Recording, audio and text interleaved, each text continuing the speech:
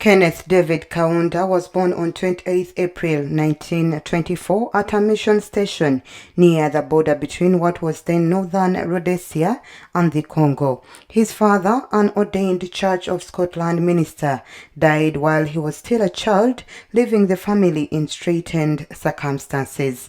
The young Kaunda's academic ability won him a place in the first secondary school to be formed in Northern Rhodesia, and he later became a teacher.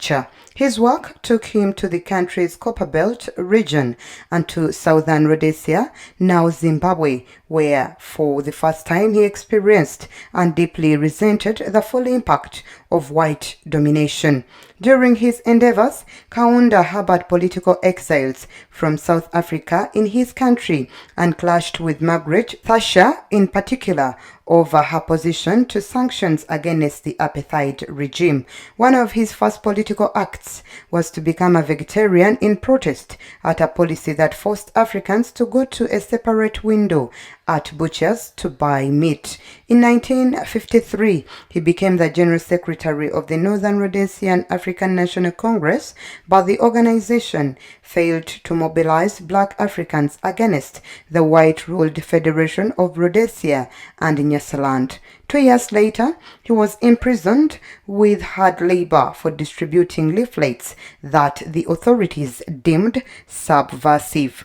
Disillusioned with what he saw as the failure of his party to take a stronger line on the rights of indigenous Africans, Kaunda set up his own party, the Zambian African National Congress, which was banned just within a year after his rearrest and incarceration. By 1960, he had become the leader of the new United National Independence Party and fired with enthusiasm. Following a visit to Martin Luther King in the US, he began his own program of civil disobedience, which involved blocking roads and burning buildings. Kaunda stood as a unique candidate in the 1962 elections, which saw an uneasy coalition with the African National Congress take power in the legislature.